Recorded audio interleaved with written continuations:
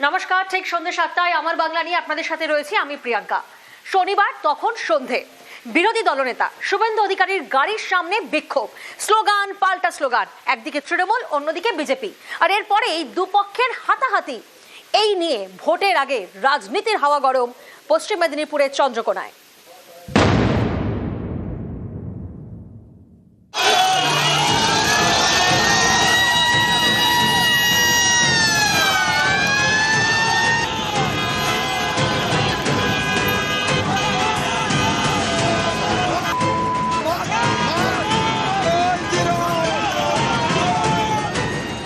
শনিবার তখন সন্ধে বিরোধী দলনেতা শুভেন্দু অধিকারীর গাড়ির সামনে স্লোগান পাল্টা স্লোগান, একদিকে বিজেপি আরেকদিকে তৃণমূল। এরপরেই দুপক্ষের হাতাহাতি।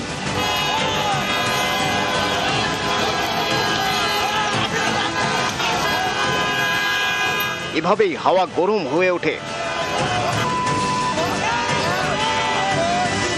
চৌমাথাটা পেরানোর পরেই ঝান্ডা নিয়ে 15 থেকে 20 চালু দুমাদুম করে গাড়ির কাছে বোনাটে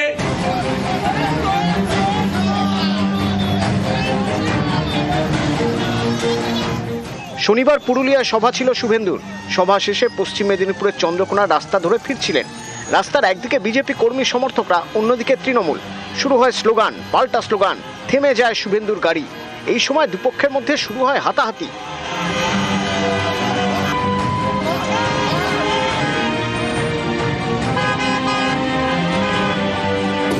এই সময় গাড়ি ঘুরিয়ে চন্দ্রকোনা রোড বিট হাউস ফাঁড়িতে যান শুভেন্দু।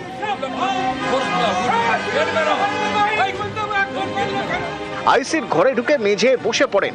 তার গাড়িতে হামলা চালানোর অভিযোগে সরব হন। অভিযুক্তদের গ্রেপ্তারির দাবি জানান।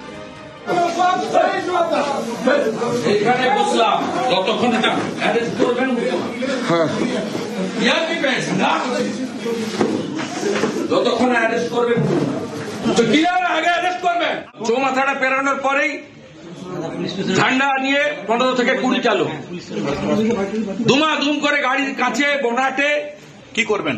আইনগত কাজ করব। এখানকার পুলিশের ইনচার্জের সামনে বসে আছি, ইনারাই করিয়েছেন।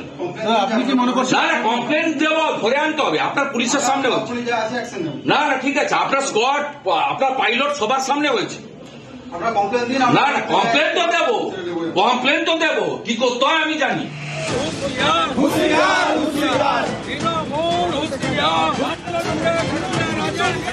রাত 1:30টার পর ফাঁড়ি থেকে বেরোন শুভেন্দু অধিকারী।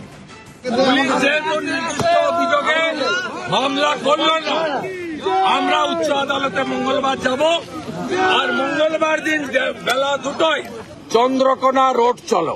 ঝান্ডার সঙ্গে ডান্ডা লাগিয়ে হাজার হাজার আমার যে জিডির রিসিপ্ট কপি নিয়েছি, হাইকোর্টে যাব।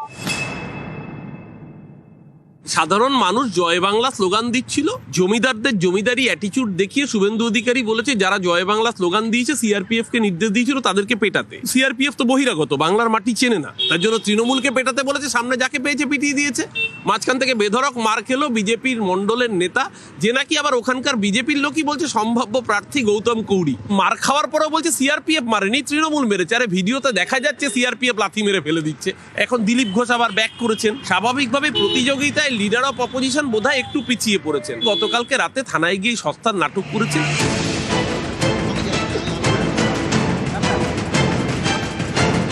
তৃণমূল বিজেপি দুপক্ষই একে অন্যের বিরুদ্ধে চন্দ্রকোনা রোড বিট হাউস ফাঁড়িতে অভিযোগ জানিয়েছে। কমপ্লেন্ট হয়েছে, উভয় পক্ষেই কমপ্লেন্ট হয়েছে। আমরা এখনো ইনভেস্টিগেশনে আছি, যেহেতু কালকে রাতে ঘটনা ঘটেছে। সবাই দেখেছেন কি হয়েছে না হয়েছে। ওখানে আমাদের সবাই মিডিয়া বন্ধুরা ছিল, পুলিশও ছিল। আমরা ইনভেস্টিগেশন করে আইন অনুযায়ী যা অ্যাকশন নেওয়া হবে আমরা ওটা করে নিই।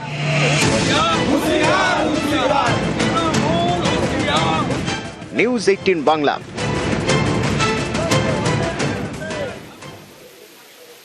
কনকনে ঠান্ডা কাটিয়ে যখন একটু পারদ চড়ছে, ঠিক সেই সময় শীতের রবিবারে কিন্তু রাজনীতিরও পারদ চড়ছে। শুভেন্দু অধিকারী আজ পথে।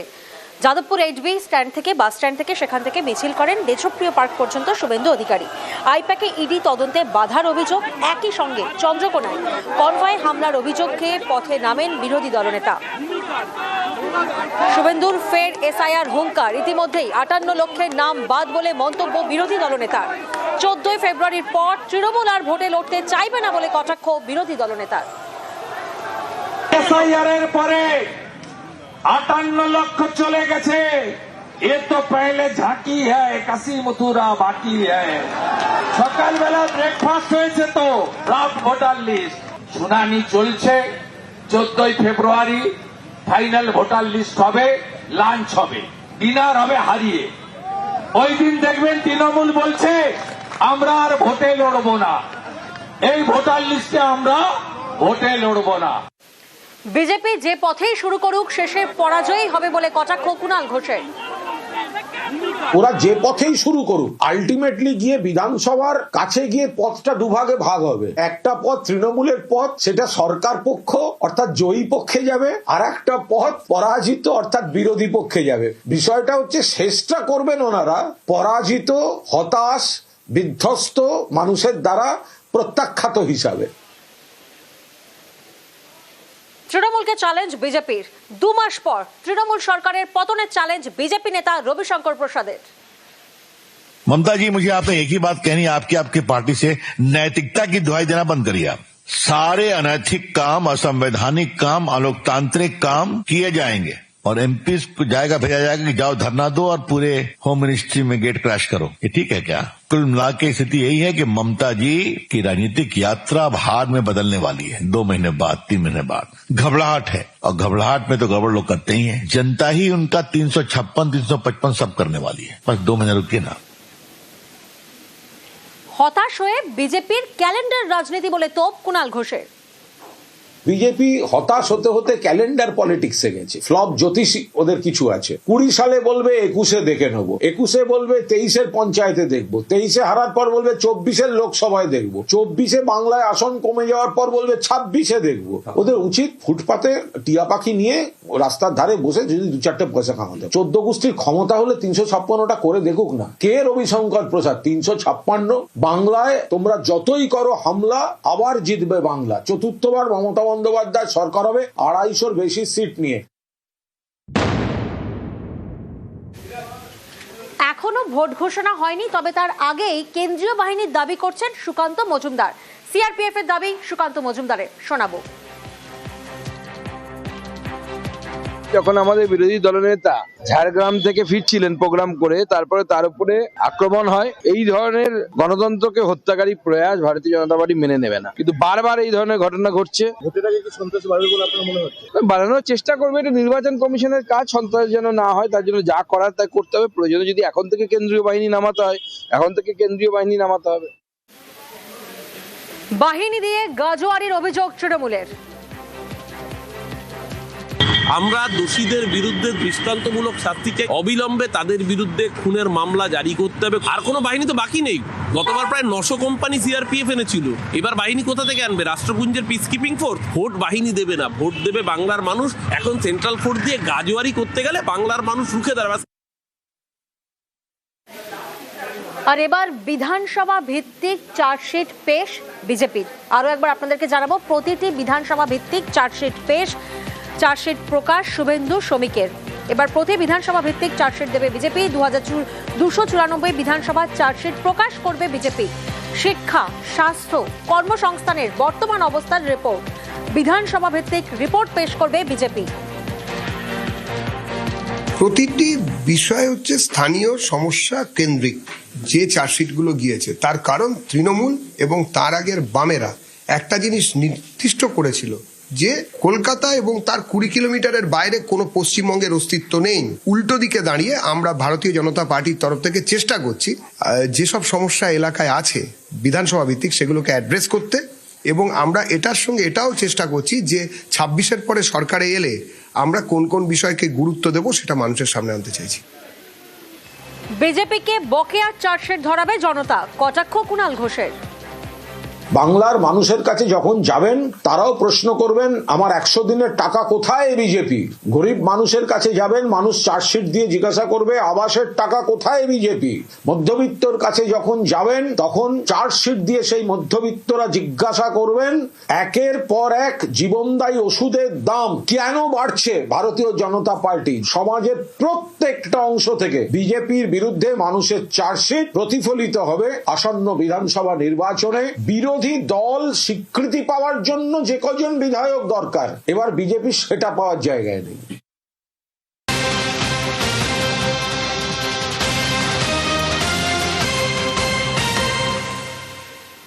ব্যাহত মেট্রো পরিষেবা, ফের মেট্রোয় আত্মহত্যার চেষ্টা। আরো একবার আপনাদের জানাবো, ব্যাহত মেট্রো পরিষেবা, ফের মেট্রোয় আত্মহত্যার চেষ্টা। প্রতিনিধি ইরন আমাদের সঙ্গে রয়েছেন। ইরন, কোন কোন রুটের মেট্রো পরিষেবা ব্যাহত হয়েছে এবং কি জানা যাচ্ছে? দেখো, আজকে ঠিক 6:32 নাগাদ নেতাজি ভবন মেট্রো স্টেশন, সেখানে আত্মহত্যার চেষ্টা হয় এবং সেই কারণে মেট্রো পরিষেবা বন্ধ থাকে এবং নেতাজি ভবন মেট্রো স্টেশন আত্মহত্যার চেষ্টার কারণে মূলত মেট্রো যে পরিষেবা সেটা দু রুটেই কিছুটা সংক্ষিপ্ত করা হয়েছে এবং এই মুহূর্তে যে মেট্রো পরিষেবা রয়েছে সেটা ময়দান থেকে দক্ষিণেশ্বর পর্যন্ত একদিকে চলছে, অন্যদিকে কিন্তু উত্তম কুমার থেকে ক্ষুদিরাম পর্যন্ত চলছে। অর্থাৎ পরিস্থিতি যেহেতু আত্মহত্যার চেষ্টা হয়েছে এবং সেই প্রসেস দ্রুত আবার ঠিক নিয়ে এসে পরিষেবা দ্রুত নর্মাল করার চেষ্টা করা হচ্ছে, কিন্তু আপাতত এই দুটি দিকের মেট্রো চলাচল করছে। নেতাজি ভবন মেট্রো 6:32 নাগাদ একজন আত্মহত্যার চেষ্টা করেছেন, তার পরিচয় এখনো জানা যায়নি। তবে আপাতত মেট্রো পরিষেবা মূলত দুটো রুটেই চলছে এবং দুটো দিকে চলছে, যেটা আমি আরো একবার জানিয়ে রাখবো দর্শকদের জন্য। ময়দান থেকে দক্ষিণেশ্বর এবং অন্যদিকে ক্ষুদিরাম থেকে উত্তম কুমার পর্যন্ত মেট্রো পরিষেবা এই মুহূর্তে চলছে। বেশ।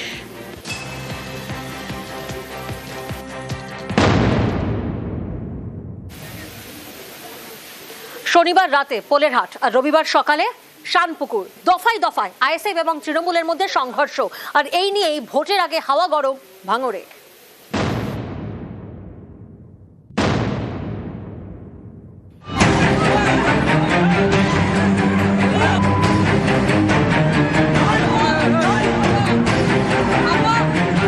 শনিবার রাতে সংঘর্ষ,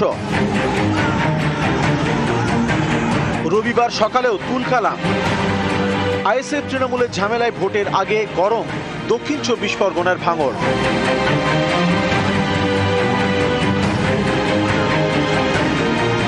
ভাঙড়ের শানপুকুর গ্রাম পঞ্চায়েতের চিনিপুকুর। রবিবার সকালে এখানে ছিল রাস্তার উদ্বোধন উপলক্ষে তৃণমূলের অনুষ্ঠান, তার আগেই ধুন্ধুমার।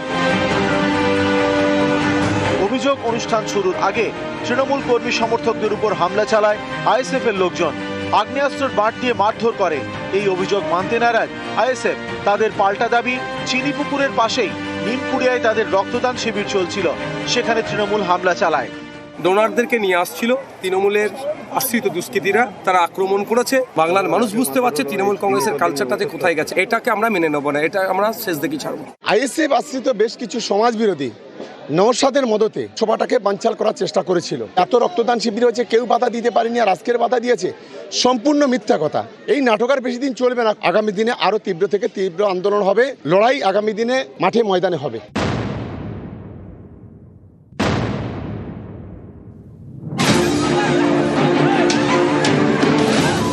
ভাঙড়ের শানপুকুর থেকে প্রায় 10 কিলোমিটার দূরে পোলেরহাট 1 নম্বর গ্রাম পঞ্চায়েত। শনিবার রাতে এখানকার কেসেরাইটে আইএসএফ এবং তৃণমূলের সংঘর্ষ বাধে। সামনেই বিধানসভা ভোট, তার আগে দেওয়াল দখল নিয়ে বিবাদ, তার জেরেই ঝামেলা। আইএসএফের পায়ের তলায় মাটি সরে যাচ্ছে বলে একটা সন্ত্রাস সৃষ্টি করে শান্ত ভাঙড়কে অশান্ত করার চেষ্টা করছে। নওশাদ সিদ্দিকী এবং আব্বাস সিদ্দিককে বলবো, এখনো সময় আছে ভাই, সতর্ক হয়ে যাও, না হলে তোমরা যে খেলায় নেমেছো আমাদেরকে বাধ্য করো না ওই খেলায় নামতে।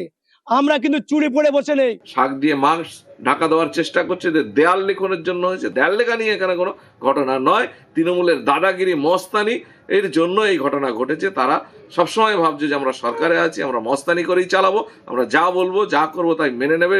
এখন সাধারণ মানুষ ঐক্যবদ্ধ হচ্ছে, তারা এই অন্যায় আর মানবে না। গত কয়েকদিনে বারবার উত্তপ্ত হয়েছে ভাঙড়। 4 জানুয়ারি 2026 কাঠালিয়ায় আরাবুল ইসলামের ছেলের গাড়িতে হামলার অভিযোগ ওঠে।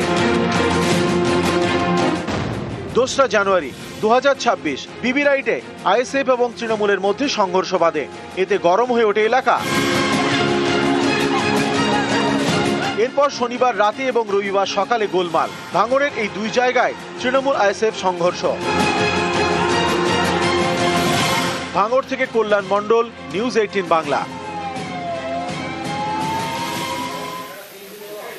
বিজেপি ভোট চাইতে এলে তাড়া করার নিদান, কে বলছেন চন্দ্রকোনার তৃণমূল বিধায়ক, আর সেই মন্তব্য নিয়ে রীতিমতো বিতর্ক দানা বেঁধেছে।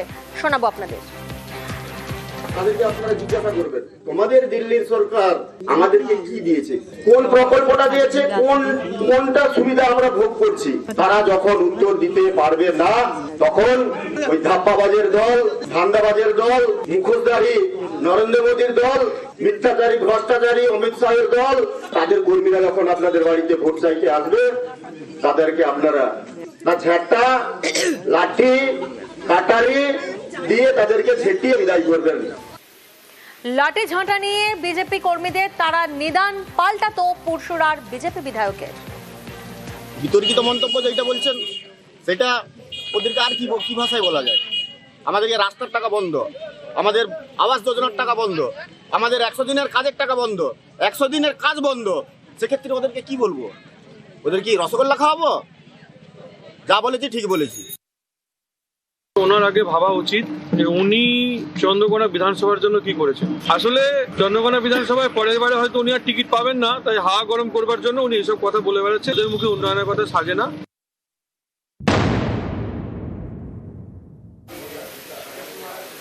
এসআইআর এর কাজের চাপে দিকে দিকে নানা অভিযোগ আসছে। কোথাও বিএলও তিনি অসুস্থ হয়ে যাচ্ছেন, তো কোথাও আবার আত্মঘাতীর অভিযোগও সামনে আসছে। এবার মুর্শিদাবাদের রানীতলায় বিএলও শিক্ষকের ঝুলন্ত দেহ উদ্ধার। মুর্শিদাবাদের রানীতলায় কাজের প্রবল চাপে পরিবারের তরফ থেকে এমনটাই অভিযোগ করা হচ্ছে। এসআইআর এর চাপেই আত্মহত্যার অভিযোগ। গতকাল স্কুলে যাওয়ার কথা বলে বের হন এই শিক্ষক। দুপুরের পর থেকেই মোবাইল সুইচ অফ থাকে। রাত 11টা নাগাদ স্কুলে ঝুলন্ত দেহ উদ্ধার হয়। কমিশনের ভূমিকায় ক্ষোভ মৃতের পরিবারের।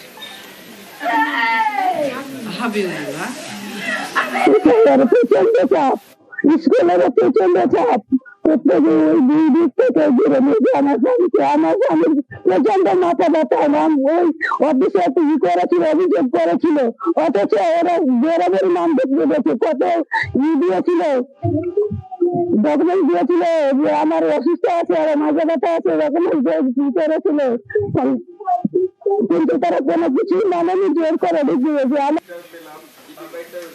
একদিকে আপনাদেরকে দেখালাম এসআইআর এর কাজের প্রবল চাপ, তার জেরে মুর্শিদাবাদের রানীতলায় এক শিক্ষকের আত্মহত্যার অভিযোগ পরিবারের তরফ থেকে করা হচ্ছে। অন্যদিকে ফের বিএলওরা আজ পথে নেমেছেন। কাজের প্রবল চাপ, তার জেরে বিক্ষোভ দেখানো হয় সিইও দফতরের সামনে। পুলিশের ব্যারিকেডে ধাক্কাধাক্কি বিএলওদের, যে ছবি এই মুহূর্তে আপনারা দেখছেন, বিএলওদের বিক্ষোভের রীতিমতো উত্তেজনা সৃষ্টি হয়। এসআইআর এর কাজে প্রবল চাপের অভিযোগ, সিইও দফতরের সামনে বিক্ষোভ দেখান বিএলওরা।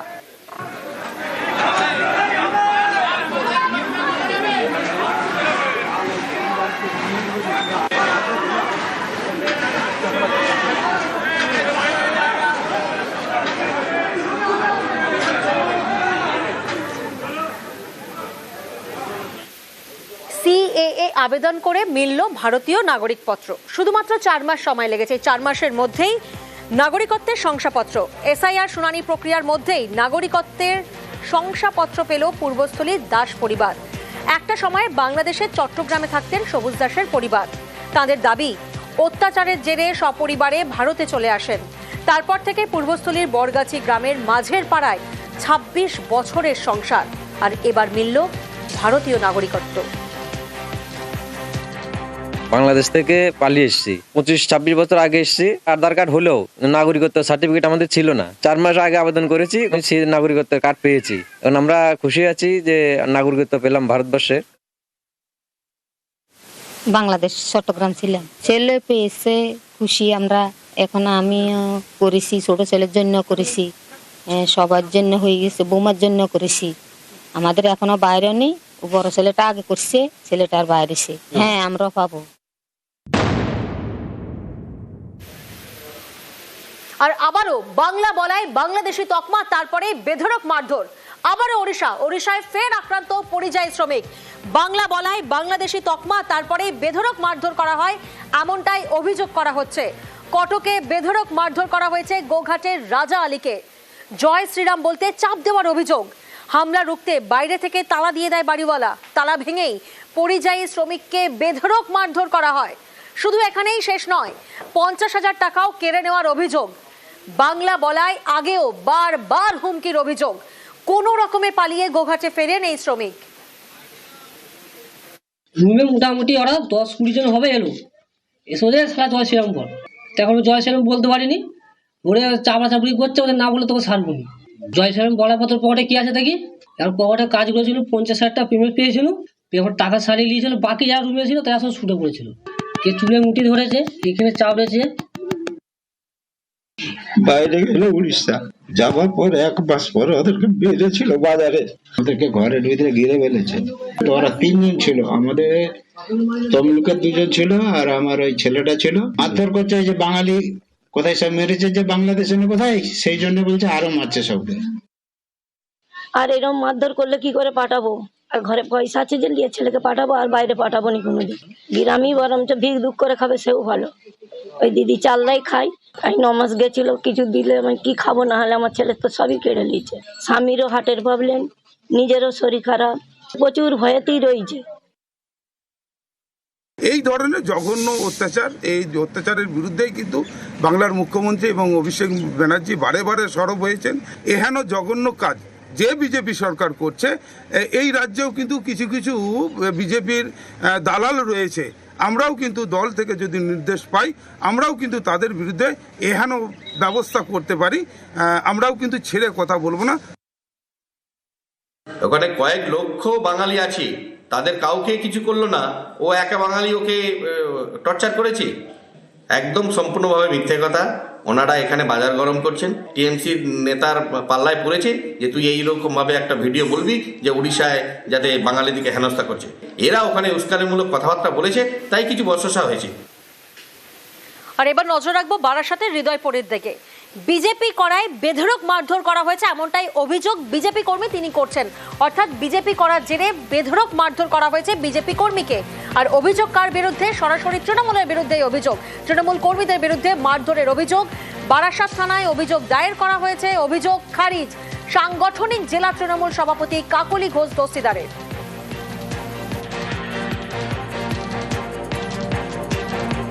রাত্রেবেলা যখন আমি মাল দিচ্ছি, আমার সাথে বিনা কারণে তর্ক বাঁধিয়েছে। বাজানোর পরে আস্তে আস্তে করে ওরা প্রায় 10-12 জন ছিল, প্রচুর নেশা করেও ছিল ওরা। আমি একাই ছিলাম, আমাকে ধরে প্রচন্ড মেরেছে। ফ্ল্যাগের যে বাস আছে, বাস দিয়েও মেরেছে। তোকে তো প্রচন্ডই মেরেছে, মাথা ফেটে গেছে, এখানে সেন্সলেস হয়ে পড়েছিল। আমার বন্ধুরা গিয়ে নিয়ে এসে আমাকে ওখান থেকে নিয়ে এসছে। হুমকি দিয়েছি, আমরা বিজেপি করি, এই জন্যই প্রথম থেকে আমাদের সাথে শত্রুতা ওদের স্থানীয় তৃণমূল করে। এরা দোষীদের উপযুক্ত শাস্তি হোক, পুলিশ ধরে নিয়ে যাক, এটাই চাইছি। যদি অভিযোগ দায়ের করে থাকে তাহলে তো সেটা পুলিশ দেখছে, পুলিশের কর্তব্য পুলিশ করবে। বারংবার তৃণমূল কংগ্রেসের ওখানকার যারা দুষ্কৃতী রয়েছে তারা বিজেপি কার্যকর্তাদের উপর আক্রমণ করেছে। তীব্র আন্দোলন হচ্ছে যে কার্যকর্তাদের উপর আক্রমণ হচ্ছে, যদি এরপরেও কোনো কার্যকর্তার উপর আক্রমণ হয় তার দায়ভার কিন্তু পুলিশ প্রশাসনকে নিতে হবে।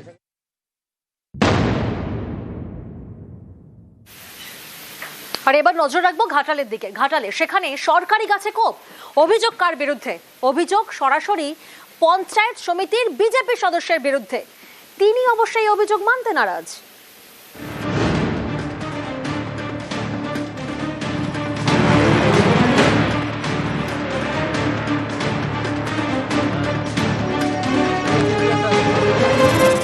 একের পর এক গাছে কোপ, পরপর সরকারি গাছ সাফ।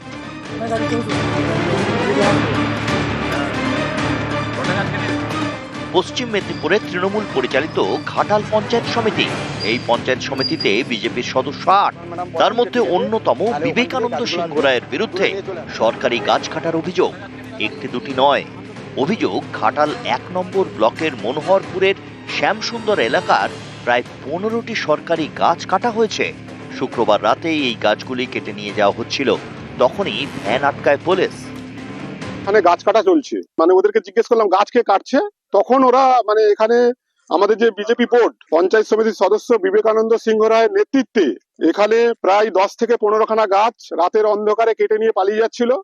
আমরা এসে ধরি, আমার নজরে যখন আসলো তখন আমি এলাকার মানুষজনকে ডেকে নিয়ে আসি যে গাছ কেন এখান থেকে কেটে নিয়ে যাবে, আমার এলাকা থেকে গাছ কেটে নিয়ে যাচ্ছে, এ তো ফরেস্টের গাছ, ফরেস্ট এখানে চিন্তা ভাবনা করবে কোথায় গাছ কাটবে, কি করবে, এবং এর একটা সুষ্ঠু মীমাংসা হোক। বিভিন্ন গাছের গোড়া দেখুন এলাকার মানুষরা কেটে নিয়ে চলে গেছে, ঠিক আছে, সেই গাছগুলো কাটা হয়েছে। আর ওই যেটা নিজামুদ্দিন গাছটা কেটেছিল কাঁচা গাছ, সেই গাছটা আমরা হচ্ছে গাড়িতে লোড করেছি। প্রধান সাহেব আমাকে পারমিশন দিয়েছে, সেই মর্মে এখানে আমি গাছ তুলতে এসেছি, আমি গাছ কাটতে আসি। এখানকার পঞ্চায়েত মেম্বার অভিযোগ করেছে যে হচ্ছে বিনা পারমিশনে গাছ কাটা হচ্ছে, সেই জন্যই গাছটা তারা তুলেছে। পশ্চিম মেদিনীপুর থেকে সুকান্ত চক্রবর্তী, নিউজ 18 বাংলা। নজর রাখবে বা জলপাইগুড়ির দিকে। জলপাইগুড়িতে ফের খাঁচাবন্দি চিতাবাঘ। গত কয়েকদিন ধরে চিতাবাঘের হানা নজরে এসেছিল, গ্রামবাসীরা দেখেছিলেন। আর এবার বানারহাটের খুঁটাবাড়িতে খাঁচাবন্দি করা হয়েছে চিতাবাঘটিকে। গত কয়েকদিন ধরে এলাকায় চিতাবাঘের হানা এবং চিতাবাঘের হানায় জখম হয়েছিল এক শিশুও। শেষমেশ চিতাবাঘ খাঁচাবন্দি হওয়ায় স্বস্তি গ্রামবাসীদের।